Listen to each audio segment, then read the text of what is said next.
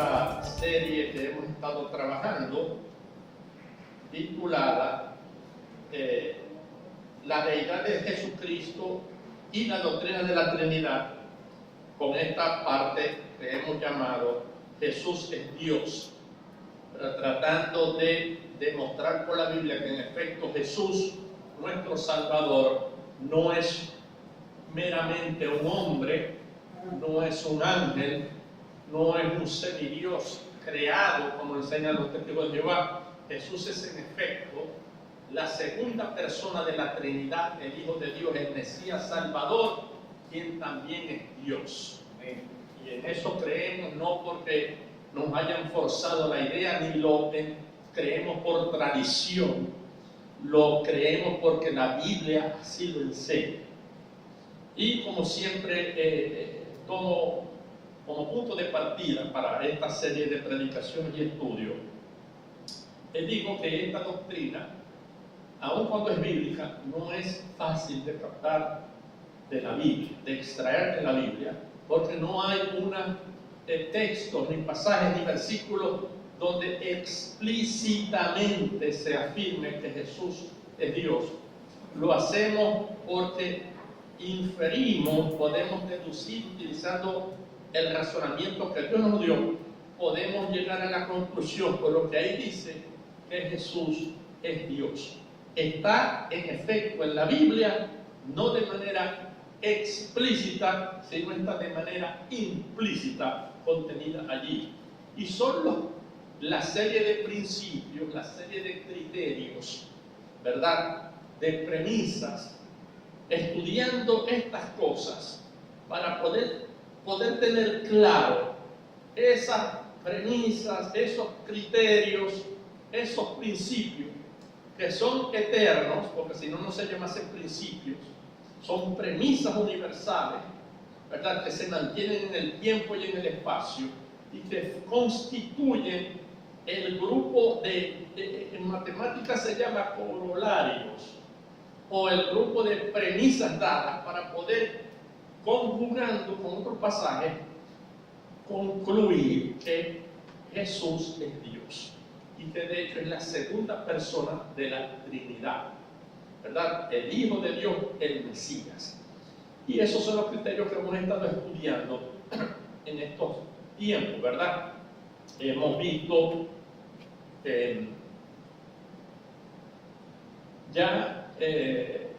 primero de ellos, la premisa fundamental que Jehová es uno, es un Dios en tres personas, que es creador. Eso es fundamental, no voy a cesar de repetirlo. Estas son ideas que debemos tener claras como cristianos. Dios es uno, un Dios, pero no en aspectos numéricos de cantidad, y ahí es donde está el problema. Es en el concepto de lo que es la esencialidad, la naturaleza misma de Dios. Uno, un mismo Dios, porque tiene unas cualidades que solo Dios puede tener, que la exhiben tres personas distintivas, pero que son Dios, y por eso Dios es uno. Por eso es que yo no creo que debemos tener, o por eso yo creo que no es correcto decir Dios Padre, Dios Hijo y Dios Espíritu Santo. No, es Dios Padre, Hijo y Espíritu Santo. Entonces tenemos esta otra premisa, y esta es fundamental. Hermanos, esta es fundamental. Dios no comparte su gloria con nadie. Amén.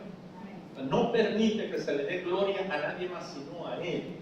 No permite que se alabe, que se le rinda culto, que se le rinda honor. No permite que se venere, porque ahí está el problema lingüístico. Venerar es equivalente a todos los propósitos prácticos de adorar y rendir culto. Lo damos en cuenta y me lo digo. No permite que se haga eso con nadie que no sea Dios. Eso es un principio para los testigos de Jehová, por ejemplo.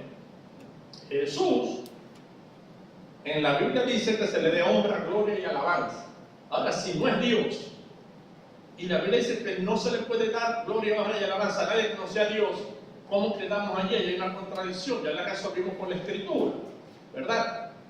También vimos una cuarta premisa fundamental acerca del Dios de la Biblia, que debemos tener en cuenta, esta es muy importante, ya la hemos trabajado parte de ella. Tenemos que distinguir, hermano, y esto forma parte de uno de los aspectos un poquito complicados, con la manera de pensar del mundo ese que llamamos semítico, oriental, musulmanes, árabes, persas, judíos, que tiene que ver con una manera muy particular de ellos concebir el mundo y de expresarlo a través de palabras habladas o escritas. Y esto tiene que ver, hermano, con saber distinguir, y en esto lo vamos a profundizar, entre una referencia a una persona concreta de carne y hueso, que se hace por medio de nombres propios, Raúl, Simón Bolívar, ¿verdad? Jesús, ¿verdad? La diferencia que hay entre esa persona concreta y la referencia que se hace utilizando nombres también, pero denotando, haciendo referencia, valga la redundancia, a las cualidades o características que distinguen a una persona. Y vimos la persona de Jesús, perdón, de Simón Bolívar, como el señor bajito, y vimos las características, ¿verdad? Y sus cualidades que se utilizan aparte y se le ponen un nombre aparte a esas cualidades, por lo cual se le llama el libertador. Entonces hablamos de Jesús, de Simón Bolívar, el libertador, y pasa a ser un título. Y vemos cómo en las culturas, la nuestra sucede, hay personas que se hacen llamar a sí mismos Simón Bolívar, no tanto porque se transformaron en Simón Bolívar, o Simón Bolívar se metió en ellos, sino que se hacen llamar Simón Bolívar porque muestran las cualidades de Bolívar como libertador, que luchan por la justicia, que defienden a los oprimidos. Y vimos como muchos políticos en Latinoamérica dicen que son la reencarnación de Bolívar, que son los nuevos Bolívar, porque son libertadores del pueblo. Están viendo la cosa. Este fenómeno lingüístico es importante y es lo que está detrás, y ya lo vimos, por ejemplo, del caso en el que se llama a Juan el Bautista, ¿se recuerda? El ejemplo que vimos, uno de los ejemplos que vimos es cuando se le adjudica el nombre de Elías a Juan el Bautista. Juan el Bautista es una persona concreta, amén. Elías es otra persona concreta, amén. No obstante, el mismo Jesús nos dijo que se cumple la profecía que estaba en Malaquía, allí 3:1 y 4:5 al 6, que decía que Elías tenía que venir para anunciar el camino del Mesías.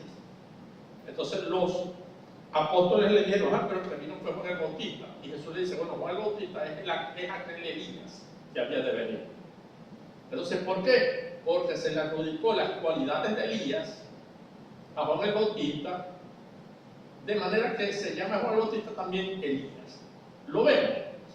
Vimos una extensión de esto en este versículo que hay en Mateo 16, ¿verdad? Cuando el Señor le dice a Pedro, apártate de mí, Satanás, ¿verdad? Y yo les dije que a mí me enseñaron en la iglesia que Satanás había poseído a Pedro, ¿verdad? Se le incorporó a Pedro y por eso es que Jesús lo detecta y lo rechaza, lo reprende. Vimos que esto es un error. Lo llama Satanás a Pedro no porque se le incorporó la persona concreta de Satanás con rabo y cacho y así como se le pinta, ¿verdad? Sino que mostró los atributos de Satanás, ¿verdad? Que es bloquear, tratar de ser tropiezo a lo que es el plan de Dios. Y lo mismo leímos en Juan con el término diablo, con el nombre diablo.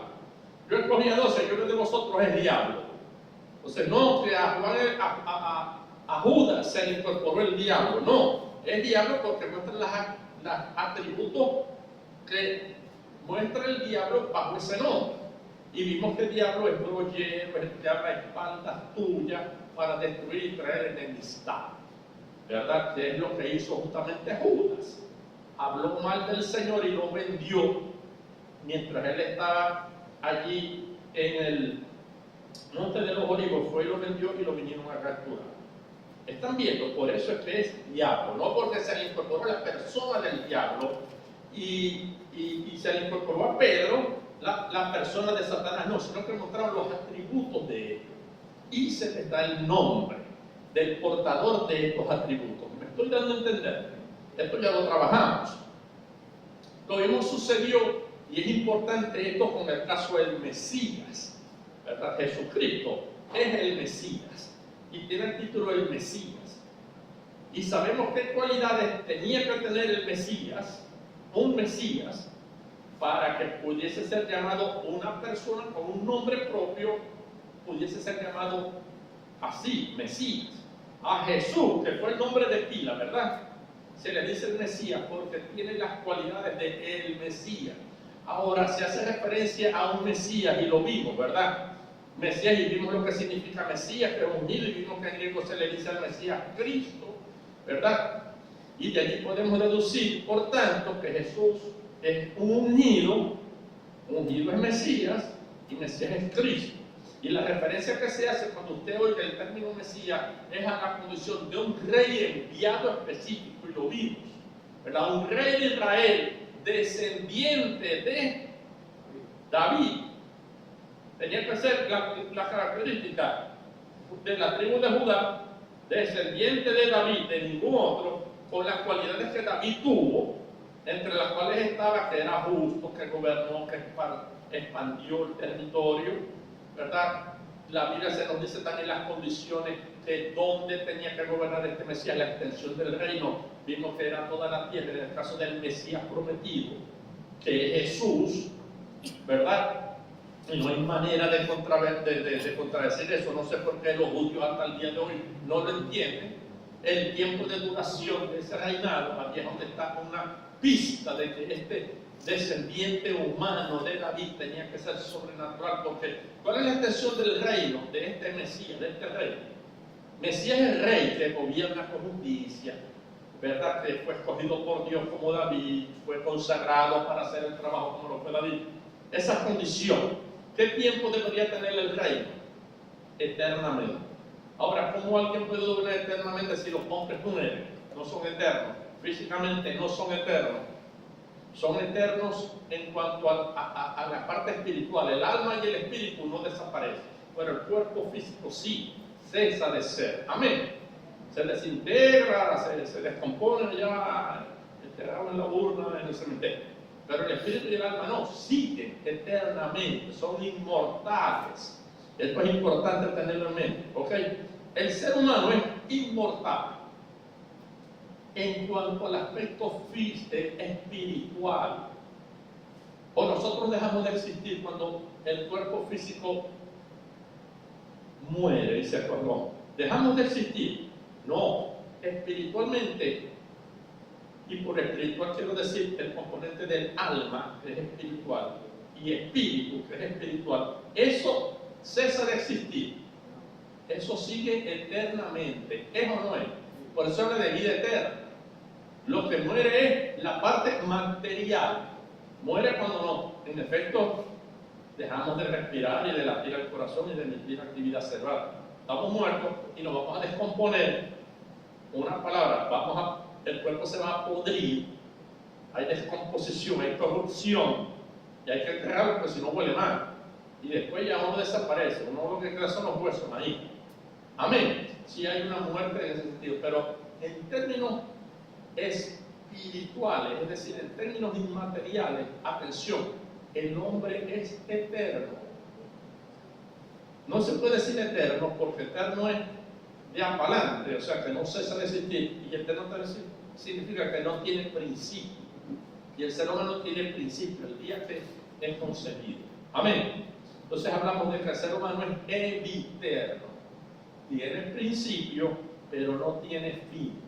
Una vez que viene, es inmortal por el Espíritu. Amén. ¿Qué otros seres inmortal hay en toda la creación que no mueren una vez que fueron creados? Los ángeles son inmortales también. Los ángeles no van a desaparecer. Amén. Entonces, eso de que el periodo de duración del reino del rey enviado por Dios, es decir, del ungido de Dios, es decir, el Mesías, el Cristo, es Jesús, y su reino no tiene fin, de manera que Él no va a tener fin. ¿Me estoy dando a entender?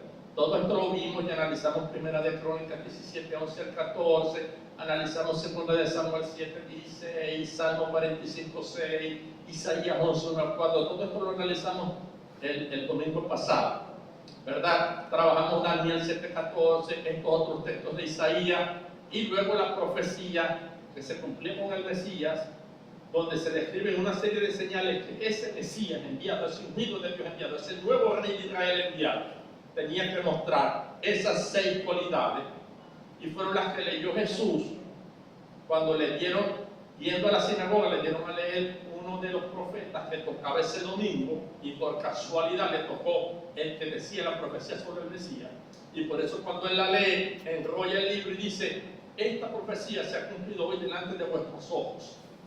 Entonces, imaginen eso. Entonces, quien no haya oído eso, ¿qué? Entonces no son el Mesías. Y vimos que Jesús cumplió todas estas cosas, ¿verdad? Y se cumplió la profecía hasta ese momento, pero también les comenté que esa profecía que está en Isaías 61 no culmina donde el Señor paró. El Señor para ahí a propósito, porque hay una coma. Cuando dice predicar el año agradable del Señor, que es el periodo de descanso, el periodo de la iglesia, del perdón, de lo que es la salida de la cárcel, había que libertar a los presos, perdonar las deudas a los judíos, ¿verdad? Un periodo de gracia. Ese era el jubileo, famoso jubileo en la ley. Dios le está dando el significado espiritual del jubileo, que es este periodo de la iglesia. La iba a inaugurar el Mesías en su primera venida, porque hay otra venida, y es la que viene después de este versículo de Lucas, porque cuando terminó Jesús, terminó la profecía y predicar el jubileo, la gracia de Dios, y anunciar también el día de la ira del Dios Todopoderoso. Esa va a venir a cumplirla en la segunda venida, cuando venga ahora sí por los asuntos terrenales. Primero por los asuntos espirituales, y después viene a terminar de cumplir los asuntos terrenales acá en la tierra en la segunda venida. Amén. Todo esto lo vimos. Y demostración de que Jesús es el Mesías, un rey, pero es divino, es Dios mismo. Y ahí es donde tienen los judíos el problema también. Hay otro problema que quisiera tratar hoy en el tiempo que queda, que es superlativamente importante, hermano. Tiene que ver con lo que ya estudiamos. Y es el problema como creyentes, y aquí están pero estrellados fuertemente: testigos de Jehová, solo Jesús, unitarios, los judíos, los gnósticos. Un detalle importantísimo que voy a tratar de explicar hoy para completar esta serie de premisas fundamentales. Hermano, el otro problema, pongan atención, es el no distinguir. Vamos a ver lo importante de esto. No distinguir entre el nombre de una persona, el nombre propio, y el título que se le da a la persona. Esto es un poquito complicado también en castellano.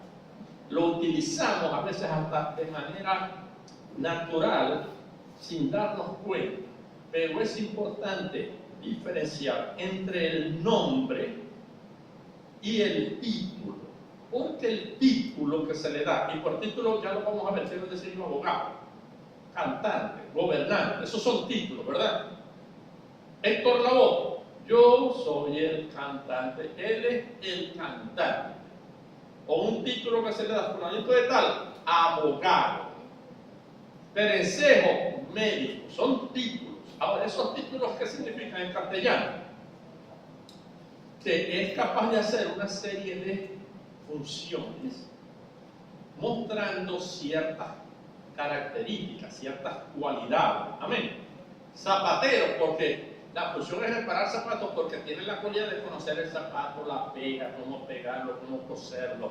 Amén. En hebreo esto es aún más profundo. El concepto de nombre, lo que es el nombre, para nosotros, ¿qué es un nombre? Cuando le ponemos por ejemplo, a Jackson, Jackson. ¿Qué es Jackson? O a Raúl. Raúl. Para nosotros es una etiqueta que se le pone a él para identificar a él. Y le ponemos a veces un apellido para especificar más, ¿verdad? Raúl hay mucho, Jackson hay mucho. Amén. Es un nombre que nosotros aquí es una etiqueta. Por lo general se pone porque es el nombre de otro familiar, o porque hay un santo que nació ese día, o porque nos gusta. ¿Eso no es? En hebreo eso no es así. Los nombres en hebreo tienen una característica muy pesada. Conceptualmente hablando, un nombre en hebreo no es como aquí, que hay porque el abuelito se llama así. O esa es la mitad del nombre del papá y la mitad del nombre de la mamá. O no porque me gusta cómo suena, ¿verdad? Eso es cómo se ponen aquí, no tienen mucho significado. En el hebreo, el nombre es mucho más que eso. ¿Correcto? Y hay que diferenciar entre nombre y título. ¿Me estoy dando a entender, hermanos? Uno de los problemas de interpretación más comunes a la hora de comprender lo que Dios nos quiere enseñar a través de su palabra, y que está íntimamente ligado con lo que ya tratamos anteriormente, es no saber diferenciar entre el nombre propio, Jesús, por ejemplo, y el título, el Mesías. Eso tiene una profundidad tremenda en el hebreo. Estoy escribiendo sobre eso. En la mayoría de los idiomas, como les dije, los nombres denotan, apuntan a una persona concreta, a una persona de carne y hueso. Por otro lado, los títulos son también nombres, pero no propios. Son nombres, son palabras que se le ponen, que se utilizan para referirse a un conjunto de cualidades que por lo general están semánticamente asociadas a la palabra usada como nombre. Ejemplo. Las personas con lenguaje tienen problemas, hermano. Pero ejemplo, el título, presidente. Cuando oímos presidente, se le pone el nombre presidente, cual tiene un significado. ¿Cuál es el significado de presidente? Bueno, porque gobierna a un país o a una institución y porque posee la cualidad de presidir mejor que otras personas. En el caso de un país o de una institución, de un país, está esa persona mejor capacitada para presidir, para estar en el posesión de dirigir, presidir el poder ejecutivo de un país o la toma de decisiones de una compañía. Cuando dice, hermano, no, él es el presidente. ¿A qué se refiere? ¿Por qué se usa ese nombre? Porque sabe presidir. Amén. Y allí presidente, cantante. Es el nombre que se le pone a alguien para referirse a una cualidad. ¿A cuál es la cualidad? Que canta bien, que canta bonito. Alguien que canta feo, que no guarda la armonía, que no tiene una tesitura correcta, no le decimos cantante, ¿verdad? O sea, hay cierta cualidad que yo digo cantante, pero canta bien. Amén. Abogado. Son títulos, amén. Son nombres, títulos, pero usted no oye a nadie que le pone abogado José Trocón y Medina. ¿Verdad? No lo ve. Ni escucha a alguien, el hijo de Saudi cuando lo tenga. No, ella es cantante Josefina. Y usted oye eso. Pero bueno, son nombres que son títulos. El mismo nombre nos informa de qué se trata en el castellano. Entonces, presidente porque preside, la cualidad de presidir. Cantante porque canta bien y mejor que los demás. Los títulos son una actividad que se hace mejor que todo, que muchos. Amén. Abogado.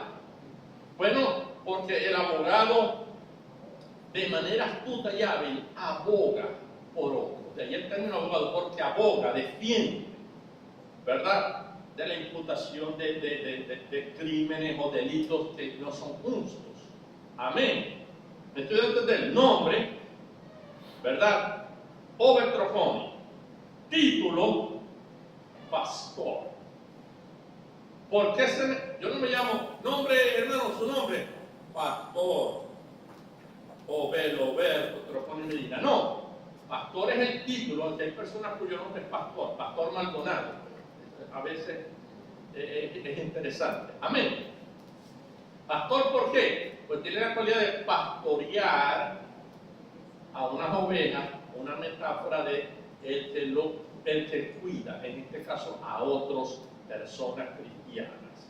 Y les da comida y deja que no se mueran de hambre ni de sed, y cuando están enfermos los trata de sanar. Amén. Me estoy dando a entender nombre y título, ¿verdad? Nombre, una cosa, título es una serie de características, de cualidades. Hermano, en hebreo, vamos a ver un ejemplo en hebreo.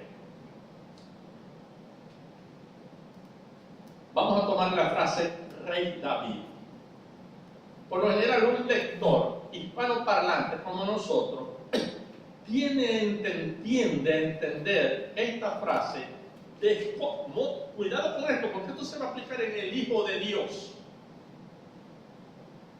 Hemos visto ejemplos de títulos de una sola palabra, abogado, cantante, presidente, pero hay títulos que son palabras enteras. El hebreo utiliza frases para títulos. Y aquí es donde está el problema con la deidad de Jesús. Muchos de los problemas para nosotros, en nuestra cultura. ¿Qué significa Rey David? Esa frase. La descomponemos de forma natural, ¿verdad? En los términos constituyentes. ¿Y cuáles son los términos constituyentes de la frase Rey David? Rey David es rey, es un título, ¿verdad? El rey, correcto. Nosotros pensamos, rey, porque bueno, tenía unas condiciones para ser rey, ¿verdad? Y le añadimos a esto el nombre propio David. Así es que lo sacamos, Rey David.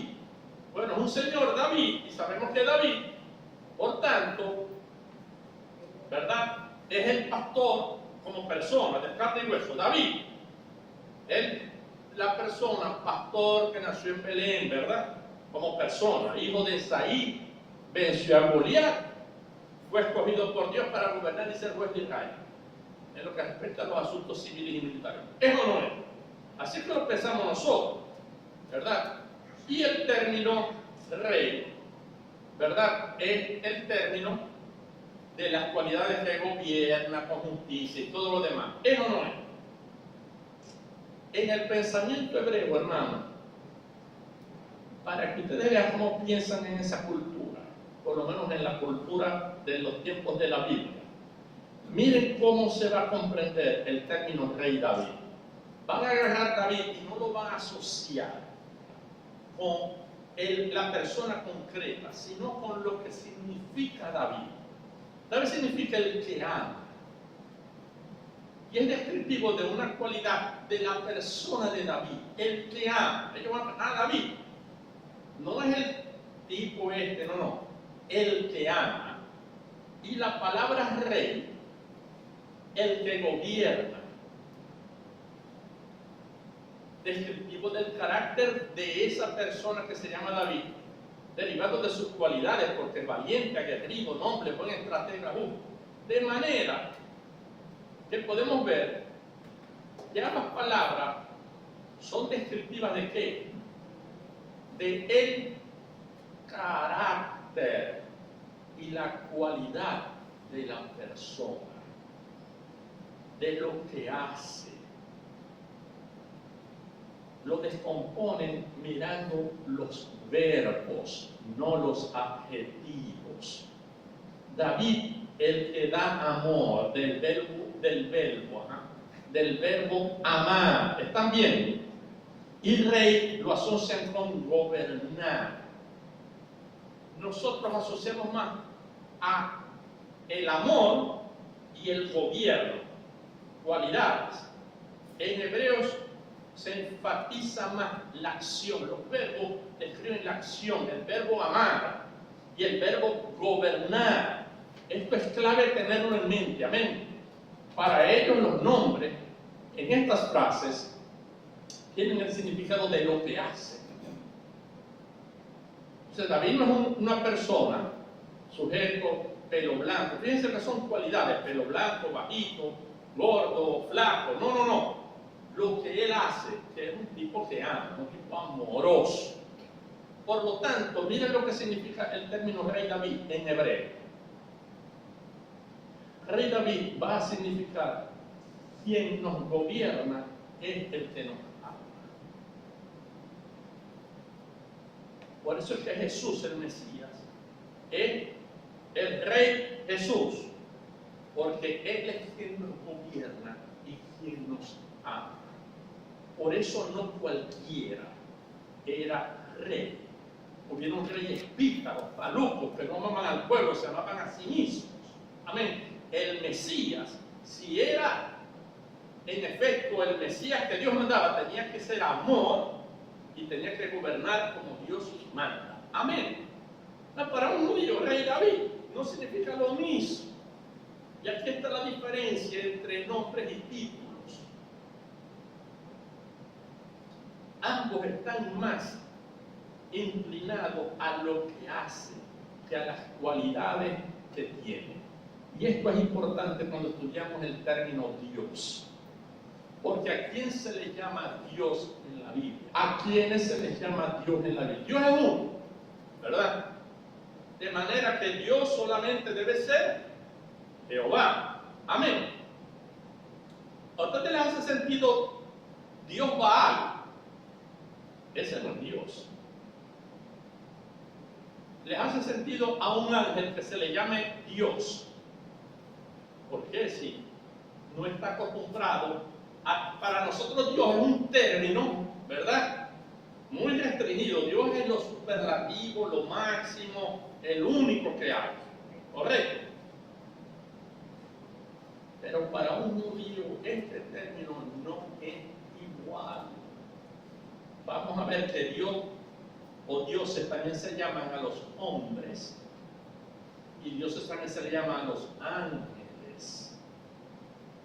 Y eso lo hemos reflejado en las traducciones bíblicas y hay un error tremendo por no saber esto.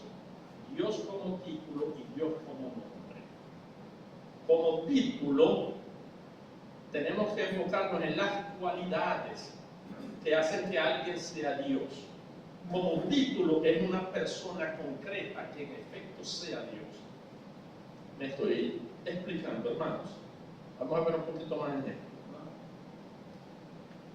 Hermano, en hebreo, aparte de todo, como que si esto no fuera ya complicado en sí mismo, en hebreo, fíjense bien, la palabra que nosotros decimos Dios, en hebreo utilizan tres palabras. Tres palabras. Para lo que en castellano es solamente una, Dios. Tres palabras en el idioma hebreo. Dios se dice Él. Él es el término más antiguo para referirse a Dios. Cuidado, ¿ah? Él. Una segunda palabra que significa Dios igualito es Eloah o Elohá. La H en hebreo es J, como en todos los idiomas menos en castellano. La H es J. Tenemos Él y se le añade Ojá. Tenemos Elohá, un segundo nombre. Y otro nombre, hermano, es Elohim. Con esos tres nombres se habla en hebreo acerca de lo que nosotros denominamos Dios.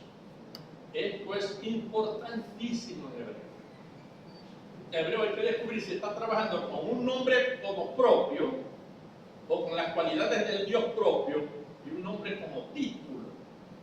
En las cualidades que él exhibe o en las acciones que él hace. ¿Están viendo la diferencia? Las cualidades son adjetivos, bueno, malo, justo, correcto. Las acciones es llevar a cabo, hacer cosas buenas, juzgar, cantar. Amén. La diferencia entre una acción, en el idioma, eso lo embarcan los verbos, y unas cualidades, características, que en el idioma humano lo abarcan los adjetivos. ¿Me estoy dando a entender? Esto lo deberíamos saber todos. Lamentablemente en Venezuela no nos enseñan bien castellano. No les paramos mucho porque hablamos y es lo que nos interesa que nos entiendan, pero el idioma es una belleza. Es una de las cosas más hermosas que puede estudiar el ser humano, el fenómeno del lenguaje. Es hermosísimo. Tenemos 3 palabras para lo que en castellano es Dios. ¿Cuántas palabras hay para Dios en castellano? Una, Dios, punto. En hebreo no. En hebreo hay 3. El, Elohá y Elohim, y las 3 se usan en la Biblia. Ahora vamos a ver los nombres para un Dios, el nombre del Dios verdadero. Fíjense que este es un nombre Dios. Ahora, Dios tiene en la Biblia un nombre propio, porque Dios es un término, también es un nombre propio o es un nombre título. Vamos a decidir. ¿Cuál es el nombre propio con que se nos ha revelado el Dios de la Biblia? En hebreo, hermano, Yod Hei Vav Hei. El hebreo no tiene vocales, o no tuvo, hasta el año 900 después de Cristo. Cuando estudiamos los textos hebreos, la revelación de Dios en hebreo, antes del año 900, 1000, ¿verdad? El hebreo tiene 22 caracteres, no tiene vocales, puras consonantes. Entonces aquí hay 4 consonantes, que es el nombre de Dios personal. Como decir José, Over, Juan, Jackson. Me estoy dando a entender el nombre personal. ¿Ustedes se recuerdan cuando Moisés, fíjense, cuando Moisés lo manda a Dios a liberar a Israel? ¿Se recuerdan lo que dice Moisés? Lo vamos a estudiar. Mira, si los israelitas me preguntan, ¿quién me envió? ¿Qué nombre les digo que me envió? ¿Se recuerdan? Porque el nombre para la mentalidad judía no es como que, no, José, decía que José te mandó. José, ¿dónde tuyo José? ¿Quién es José? Ese. ¿Me doy a entender? Los nombres en hebreo no son así. A veces son títulos, a veces son nombres personales. Aquí hay un nombre personal con que Dios se revela. A Moisés le dijo, chico, decirle que yo soy te mandó. Yo soy es un nombre. Para nosotros es una oración en copulativo sin atributo. Yo, sujeto, soy. Ahora, yo soy que alto, bueno, maluco, envidioso, yo soy honesto, yo soy mentiroso, yo soy necesita algo, ¿verdad? Fíjense el nombre de Jehová, es lo que significa eso en gran parte. ¿Con qué vocales? No sabemos. Hasta el año 900 no sabíamos. Son 4, consonantes. La primera que está acá, en el más adelante, están viendo que son las mismas 4, pero tienen unos punticos. Estos punticos se los pusieron los hebreos después del año 900 para que la gente no tuviera confusión, porque sin vocales hay palabras que en castellano que le cambias una vocal y cambia el sentido. Por ejemplo, la palabra, si yo digo, hermano, me pegó duro el esteroide que me tomé. Esteroide. Si cambio la E, la vocal primera E, por la vocal A, ustedes se van a decir, no, hermano, me golpeó duro el asteroide. El cambio de una palabra cambia de esteroide a asteroide. Fíjense lo tremendo, cambiar una vocal cambia el sentido. Ahora, en hebreo no había vocales. ¿Ustedes se imaginan el rol? Cuando vivían en la cultura hebrea, no había problema porque la gente se aprendía cómo se sonaba, ¿verdad? Pero cuando la gente, después del año 900, la persecución, los echaron de Israel, ellos hubo una dispersión, perdieron cómo se pronunciaba y no sabían cómo. Entonces, a partir del año 900, un escriba llamado Ben Ezra inventó, no podían añadirle nuevas palabras, prohibido. Son 22 caracteres, punto. ¿Cómo le metemos vocales? En español tenemos 5, incluidas en el alfabeto. El hebreo no podía. ¿Qué hizo? Como no podemos inventar otras letras, vamos a inventar unos punticos, y estos son los punticos que estamos viendo acá. Ese puntico corresponde a la E. Ese otro puntico allá arriba corresponde a la O. Y ese otro puntuación corresponde a la A. Entonces ahora vamos a ver cómo se pronuncia eso. Pero las primeras, estas que están acá, son 4. Las primeras, como son 4 letras, en hebreo se llama el tetra 4 gramaton. O sea, 4 gramas, 4 letras, las 4 letras del nombre de Jehová. Yod y oye, esa figurita que es la H, pronunciación G como J, la Y, la H, aquí está, esta que está aquí, que es la B, lo que en español es la B, la bidental, B, y tenemos otra vez la H, 4 palabras, 4 letras. Se llama el tetra o 4 gramaton, letras, 4 letras que representan el nombre santo del Dios de Israel. En hebreo, Yod-Hei, Vav-Hei. ¿Cómo se pronuncia esto? Se inventaron las vocales en el año 900 en adelante, de manera que esta es la E, esta es la O y esta es la A. Entonces intercalen YHBH y se lee de derecha a izquierda, de arriba hacia abajo. Entonces tenemos YE, que es Y, HO, Yeho, BA, Va, A, Jehová. Y de ahí nuestro término, Jehová. Ese es el nombre de Dios. También hay partes donde se escribe, en vez de E, aquí A, y en vez de A, aquí E, sin la O, y se pronuncia Yahvé. Los dos se utilizan en la Biblia. Las dos formas. O Jehová, Jehová, o Yahvé. Yahvé que hoy lo ve. Ese es el nombre personal de Dios, ¿correcto? Ese nombre nomás que lo tiene un solo ser en la existencia, en la realidad. ¿Y quién es? El Dios de Abraham, de Isaac y de Jacob. Por eso es que Jehová, Dios, pues Dios es cualquiera, ya vamos a ver. Cualquiera no. Pueden ser varias cosas. Entonces es Yahvé, el Dios de Abraham, de Isaac y de Jacob. Para que lo entiendan mejor. Entonces, nombre propio del Dios de la Biblia, Jehová, Jehová o Yahvé, correcto, su nombre propio. Ahora, ¿quién es? Dios. O sea, ¿Dios es nombre o es título? ¿Estoy dando a entender? 3 términos, Él, Eloha y Elohim, son términos para Dios, pero el nombre propio del Dios de Abraham, de Isaac, de Jacob es Jehová, Yahvé. ¿Me doy a entender? Si entendemos esto, vamos bien, vamos bien. Tenemos entonces Jehová,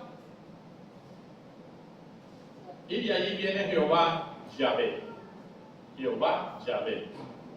En español se quita la H final, se le pone un acento a la A, y en Yahvé se le quita la H final y se pone un acento en la E. Tenemos Jehová, Yahvé. Para saber cómo no se dice Yahvé, ni Jehová, dice Jehová, Yahvé, y ahí los acentos finales. Amén. ¿Estamos claros? Vamos a ver qué significa Él. Él es Dios. Él se usa para referirse de la forma más general, de la forma más genérica posible a una deidad, a alguien divino. Incluye a Jehová. Él incluye a Jehová. Pero significa también, aquí está el hebreo, le ponen también un título con cualidad de ser fuerte o ser poderoso. Esto no es fácil, pero vamos a irnos acostumbrando. Utilizan para nombrar personas. Daniel. Dan es juez, y es mío, y él, Daniel. Dios es mi juez. Ezequiel. Dios fortalece.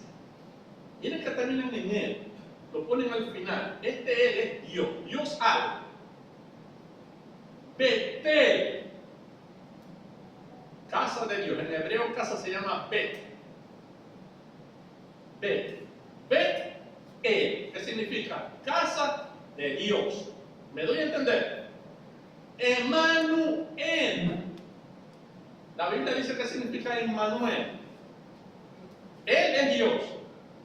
Emma es con y nosotros. Dios, Emmanuel con nosotros, Dios. También.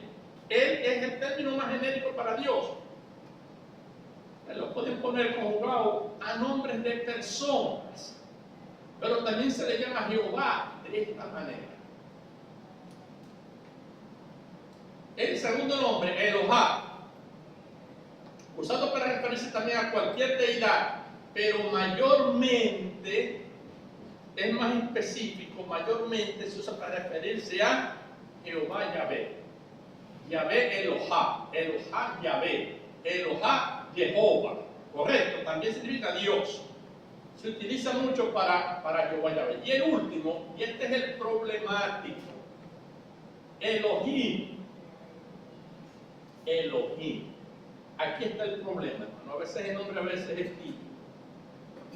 Y tiene otro problema gramatical fuerte que, desconociendo a esto, da origen a malas traducciones vigentes hasta el día de hoy. Elohim, dos sentidos. Uno, normal, ordinario. Es el plural de él y el plural de Elohá. Las terminaciones im en hebreo son plurales.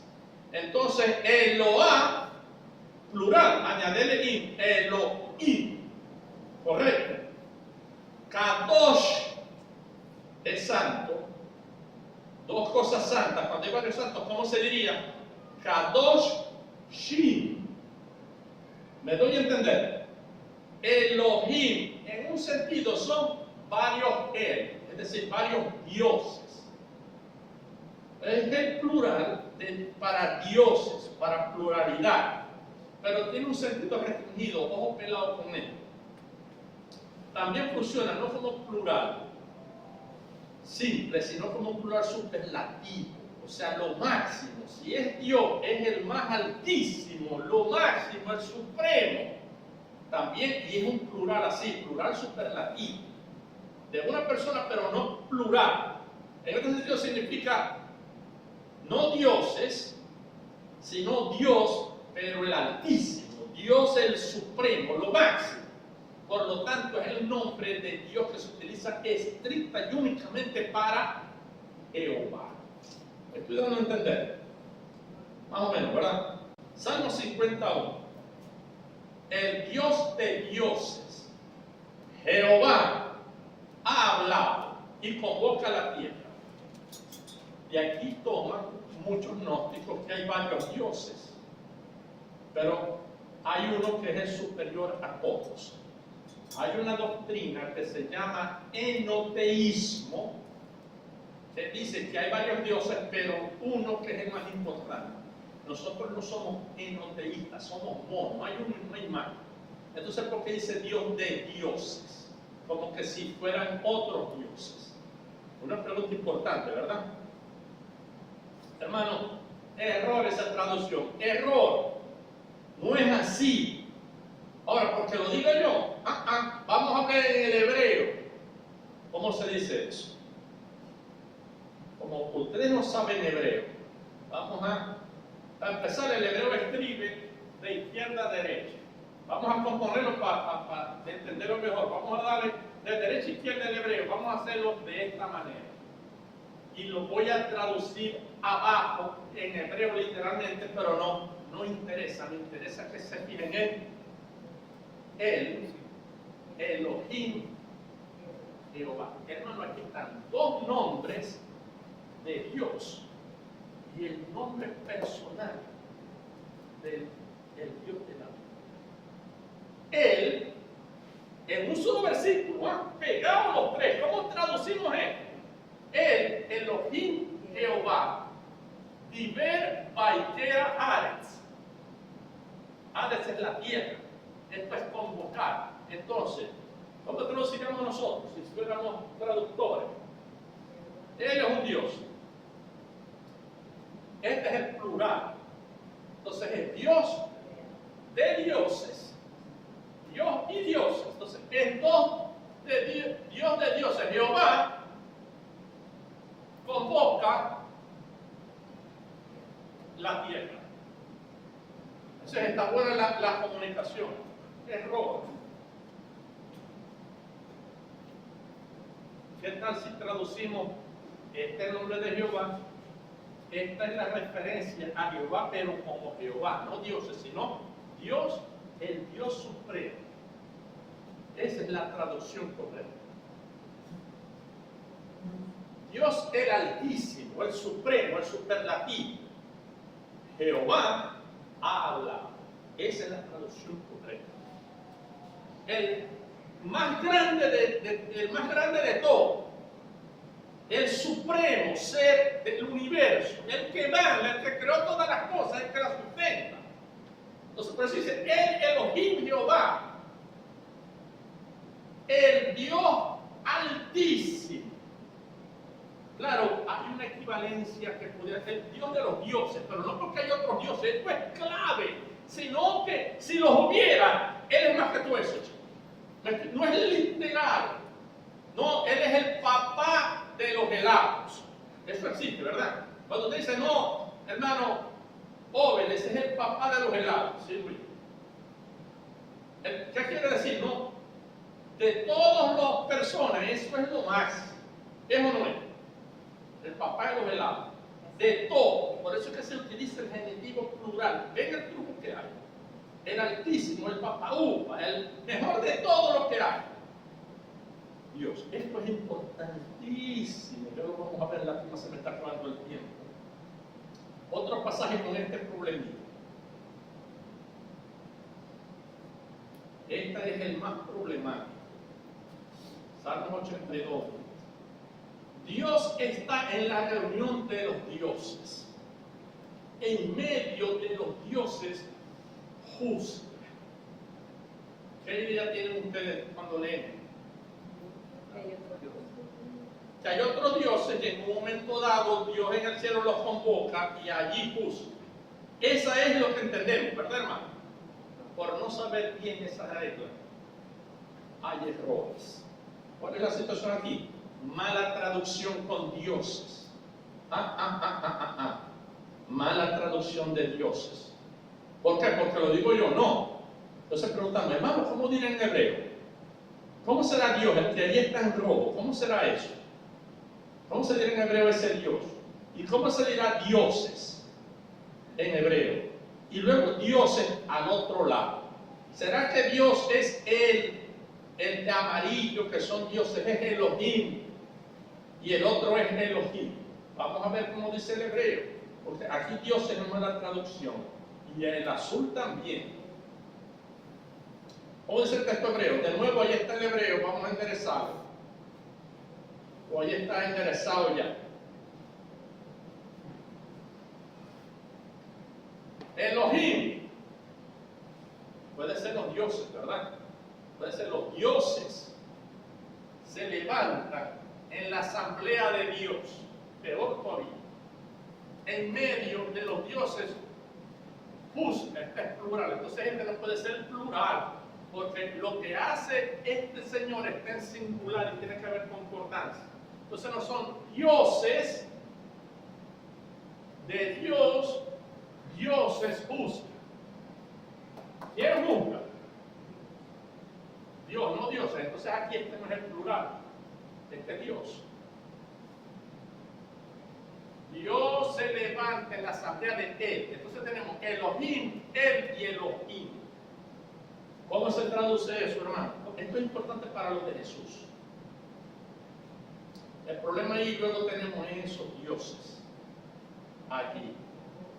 La traducción más correcta de esto, hermano, sería: Dios se levanta en la asamblea de Dios, o en su asamblea,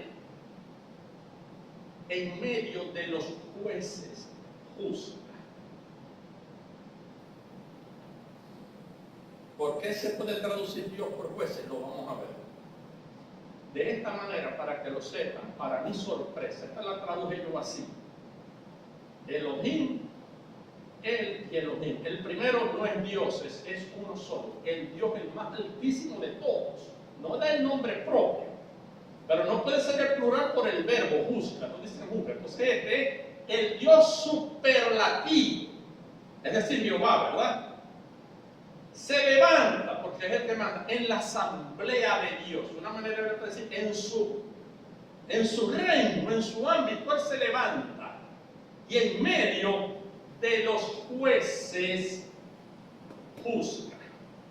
¿Quiénes son estos jueces? Los ángeles pueden ser jueces. Los ángeles no juzgan a nadie. ¿Quiénes son los que juzgan? Los seres humanos. Este verso lo que quiere decir es que Dios se levanta en el reino que es el universo y en medio de los hombres juzga con justo juicio. Eso es lo que quiere decir este pasaje. Así, por cierto, lo traduce en la primera, esta. Así es como lo traduce la JPS, que es la Sociedad Judía de Publicaciones, que es una de las mejores traducciones que existe, publicada para los judíos. Así es que se dice, justo como yo lo traduzco. La Biblia de las Américas en castellano, miren cómo traduce. Dios ocupa su lugar en su congregación, en su asamblea. Él juzga en medio de los jueces. ¿Están viendo, hermanos? La Reina Valera traduce como traduce porque sigue la Vulgata Latina. La Vulgata Latina traduce Deus, que es Dios, estetit en sinagoga.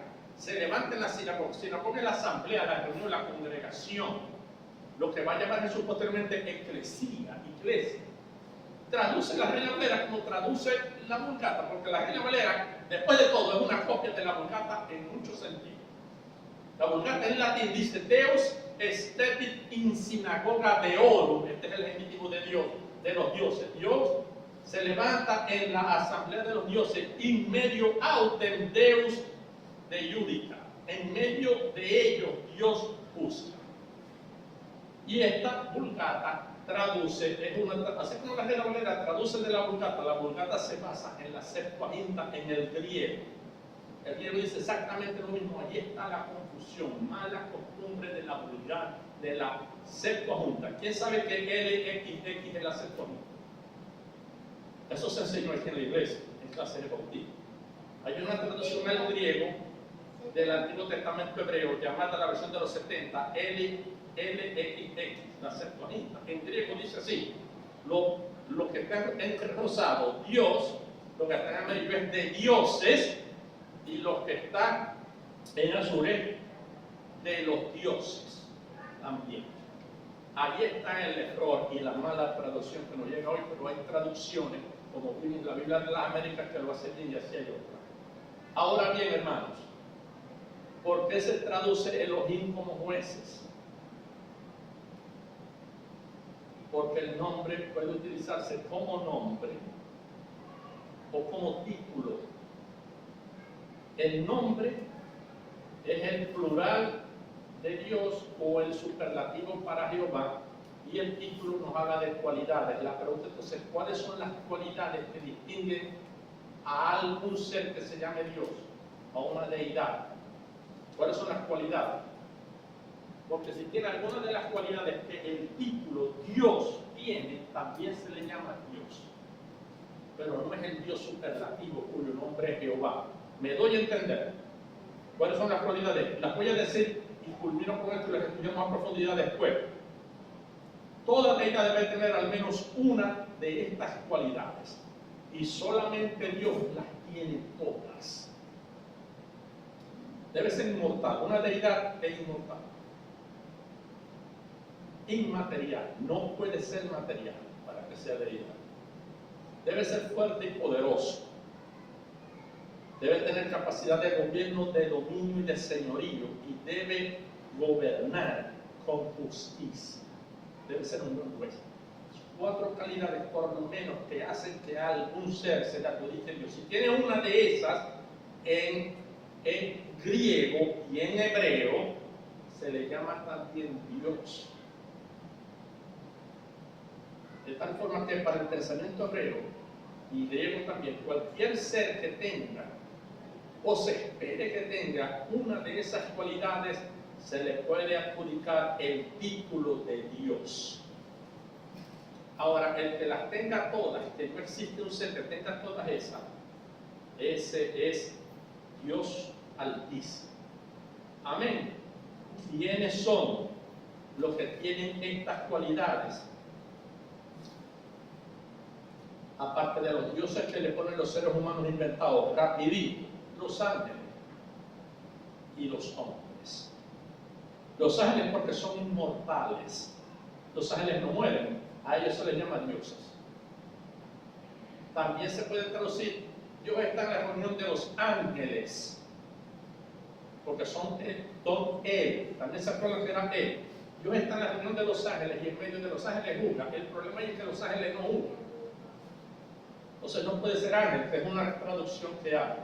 Y lo vamos a ver después, yo voy a terminar. También se le llama dioses a los seres humanos. ¿Y por qué se le llama a los dioses seres humanos? Porque los seres humanos, desde el punto de vista espiritual, son inmortales como los ángeles. Y por otra razón, hermano, y lo vamos a ver por versículos, los seres humanos deben juzgar con justo juicio. Amén. Por eso es que se le llama dioses en la Biblia. Dios está en la reunión, en la suya, del reino toda la tierra, de los dioses. Si quieren metemos ángeles y hombres allí. Él está en medio de ellos. En medio de ellos, de todos estos, que son dioses eternos, unos y otros que juzgan, Él juzga. Él juzga a los ángeles y a los hombres. Ese es el significado. ¿Me doy a entender?